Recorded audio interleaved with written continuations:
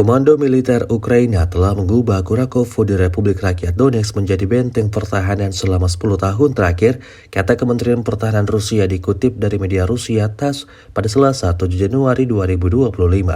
Menurut badan militer tersebut, tentara Ukraina telah mengumpulkan lebih dari 15.000 tentara di Kurakovo, termasuk unit elit, formasi nasionalis, dan tentara bayaran asing.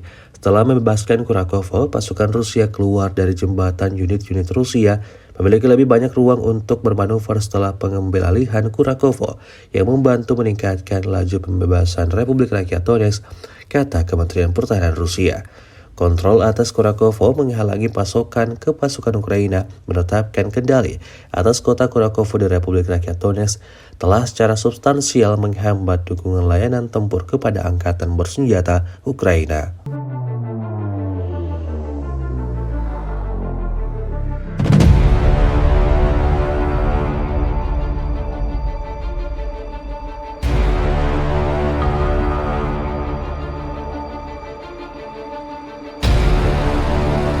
Заходили на западные пятиэтажки за улицей Мечникова, которые находятся уже. Группа заходит в здание ПТУ. Здание на этот момент уже зачищено. Через двух-трехэтажное здание заходили на детский сад, где находился пункт управления ВСУ. После детского сада группы закатывались в пятиэтажки, зачищали подъезды. Очень много было гражданского населения в подвалах. Очень много стариков, дети попадались. Военнослужащие ВСУ при контакте сразу же откатывались на край пятиэтажек, не вступали в бой. Наши бойцы практически беспрепятственно забирали начало этих пятиэтажек. Первый подъезд зачистили, второй подъезд зачистили. По подвалу прошли, зашли уже в четвертый подъезд. Противника взяли под огневой контроль с этой стороны и с той стороны, с той пятиэтажки. Противник до сих пор не подозревает, что мы уже его обошли со всех сторон. Подорвали ему с подвального помещения лестничную клетку, вплоть до 3-го этажа. Никуда деться они уже не могут. Начали работать БМП с 3 по ним, начали работать огнеметами, мухами. Подорвали вход возле подъезда. Группа будет заходить в подъезд, зачищать. Прямой контакт 1,5-2 метра из квартиры. На 1-м этаже по ним ведется ответный огонь изнутри. Заскочили. Выдавили противника на 3-й этаж, здание уже горит, потом пламя перекинулось на вот эти этажи. Противнику просто пришлось спускаться, потому что из-за гари, дыма они не смогли находиться наверху. Командиры штурмовых групп очень опытные, на рожон не лезут, все делают очень грамотно. На последнем горящем здании был установлен флаг Российской Федерации и флаг батальона. Этот микрорайон уже был взят, и после этого уже только установлен флаг, когда полностью зачищены были все подъезды. Ramai beredar rekaman di media sosial memperlihatkan depot mortir dan amunisi milik militer Ukraina meledak di wilayah Chernihiv. Pasukan Rusia menggunakan granat, drone dan bahan peledak lainnya dalam menyerang. Rekamannya diunggah di Telegram pada Selasa 7 Januari 2025. Dalam keterangan unggahan disebutkan, inilah momen penghancuran depot mortir dan amunisi secara barbar.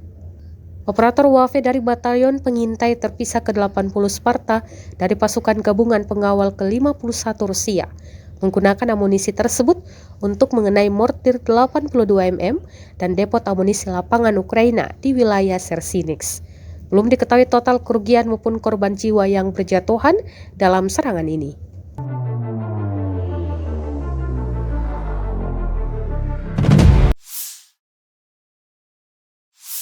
Seorang tentara Ukraina berakhir tewas usai dijatuhi rentetan granat Rusia.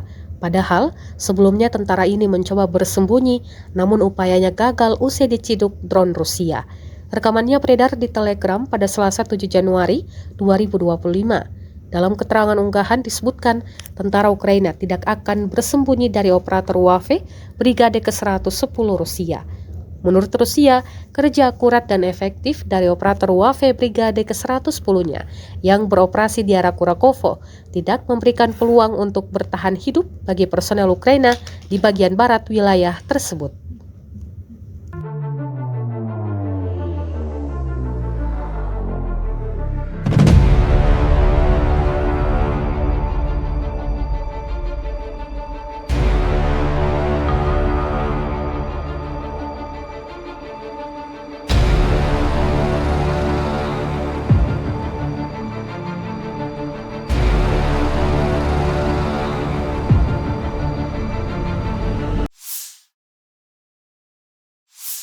Kementerian Pertahanan Rusia baru-baru ini merilis sebuah video di media sosial Telegram @emoderasia pada Selasa 7 Januari 2025.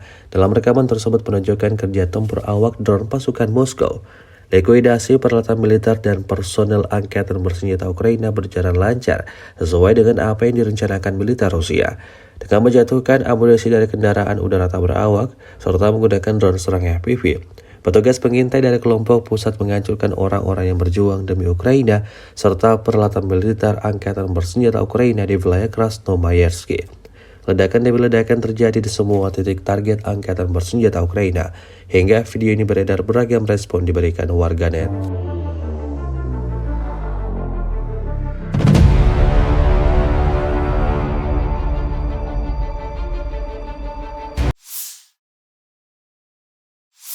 Staf Umum Angkatan Bersenjata Ukraina 7 Januari melaporkan, militer Rusia total kehilangan 800.010 tentara di Ukraina sejak dimulainya invasi skala penuh 24 Februari 2022. Jumlah ini termasuk 1.970 korban yang diderita pasukan Rusia hanya dalam sehari terakhir.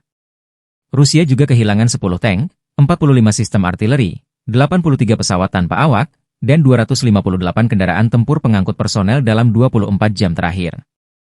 Menurut laporan militer Ukraina tersebut, pasukan Vladimir Putin total kehilangan 9.710 tank, 20.189 kendaraan tempur lapis baja, 33.226 kendaraan dan tangki bahan bakar, 21.710 sistem artileri, 1.260 sistem roket peluncur ganda, 1.038 sistem pertahanan udara, 369 pesawat terbang, 331 helikopter, 21.708 pesawat tanpa awak, 28 kapal dan perahu, dan 1 kapal selam.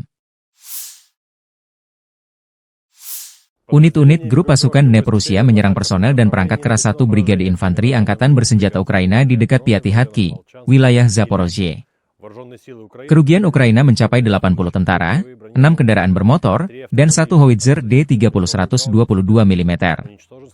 1 stasiun peperangan elektronik Bukovelet dan 1 depot amunisi hancur. Penerbangan taktis operasional, kendaraan udara serang nirawak, pasukan rudal dan artileri grup pasukan Rusia menyerang infrastruktur lapangan udara militer, depot amunisi, serta menggempur personel dan perangkat keras formasi bersenjata Angkatan Bersenjata Ukraina dan tentara bayaran asing di 164 wilayah.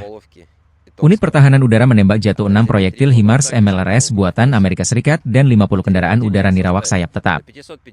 Militer Rusia melansir secara total, sejak dimulainya operasi militer khusus di Ukraina, 652 pesawat terbang, 283 helikopter, 39.618 kendaraan udara tak berawak, 590 sistem rudal anti pesawat, 20.280 tank dan kendaraan tempur lapis baja lainnya, 1.507 kendaraan tempur MLRS, 20.270 senjata artileri lapangan dan mortir, dan 29.955 unit kendaraan pendukung militer Ukraina dinetralisir.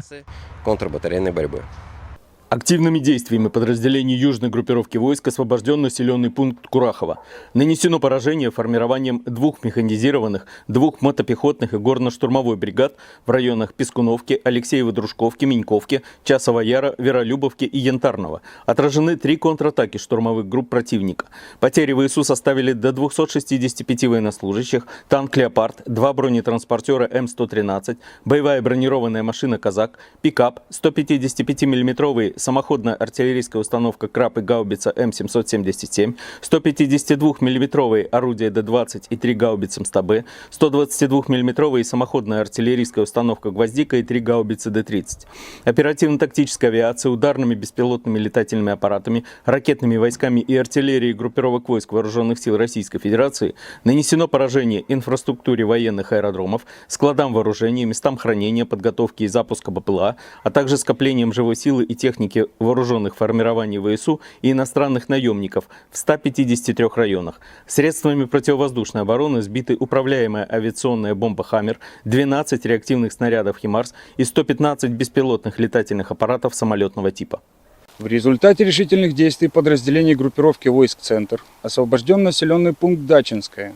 Нанесено поражение живой силе и техники 5 механизированных, егерской, десантно-штурмовой, 2 аэромобильных бригад, бригады морской пехоты, бригады территориальной обороны ВСУ и бригады Национальной полиции Украины в районах Дзержинска, Щербиновки, Димитрова, Срибного, Андреевки, Нововасильевки, Украинки, Новоалександровки и Шевченко. Отражены 14 контратак формирований ВСУ. Противник потерял до 535 военнослужащих, 4 танка, 3 боевые машины пехоты, бронетранспортеры М113 и ВАП, 5 боевых бронированных машин, в том числе Хамви и Макс-Про, 10 автомобилей, боевую машину реактивной системы залпового огня «Град», 155 мм самоходную артиллерийскую установку «Краб», 2 152 мм гаубицы МСТБ и 2 122 мм самоходные артиллерийские установки «Гвоздика». Подразделения группировки войск «Восток» продвинулись в глубину обороны противника, нанесли поражение формированием механизированной бригады и 2 бригад территориальной обороны в районах Богатыря, Тимировки, Нового Комара и Нескучного. Потери ВСУ составили до 170 военнослужащих, 4 автомобиля, самоходная артиллерийская установка «Богдана», гаубица М198, пушка «Гиацинт-С», орудие Д-20 и гаубица Д-30. Уничтожен склад боеприпасов. Подразделения группировки войск «Днепр» нанесли поражение живой силе и технике механизированной бригады, 2 бригад береговой обороны ВСУ и бригады Национальной гвардии Украины в районах Орехова, Понятовки, Новоандреевки и Садового. Противник потерял до 80 военнослужащих, 6 автомобилей, 155 мм гаубицу М777 и 122 мм гаубицу Д-30. Уничтожены 3 склада боеприпасов. Заходили на западные пятиэтажки за улицей Мечникова, которые находятся уже. Группа заходит в здание ПТУ. Здание на этот момент уже зачищено. Через 2-3-этажное здание заходили на детский сад, где находился пункт управления ВСУ. После детского сада группы закатывались в пятиэтажки, зачищали подъезды. Очень много было гражданского населения в подвалах. Очень много стариков, дети попадались. Военнослужащие ВСУ при контакте сразу же откатывались на край пятиэтажек, не вступали в бой. Наши бойцы практически беспрепятственно забирали начало этих пятиэтажек. Первый подъезд зачистили, второй подъезд зачистили. По подвалу прошли, зашли уже в 4-й подъезд. Противника взяли под огневой контроль с этой стороны и с той стороны, с той пятиэтажки. Противник до сих пор не подозревает, что мы уже его обошли со всех сторон. Подорвали ему с подвального помещения лестничную клетку, вплоть до 3-го этажа. Никуда деться они уже не могут. Начали работать БМП 3 по ним, начали работать огнеметами, мухами. Подорвали вход возле подъезда. Группа будет заходить в подъезд, зачищать. Прямой контакт 1,5-2 метра из квартиры на 1-м этаже. По ним ведется ответный огонь изнутри. Заскочили. Выдавили противника на 3-й этаж, здание уже горит, потом пламя перекинулось на вот эти этажи. Противнику просто пришлось спускаться, потому что из-за гари, дыма они не смогли находиться наверху. Командиры штурмовых групп очень опытные, на рожон не лезут, все делают очень грамотно. На последнем горящем здании был установлен флаг Российской Федерации и флаг батальона. Этот микрорайон уже был взят, и после этого уже только установлен флаг, когда полностью зачищены были все.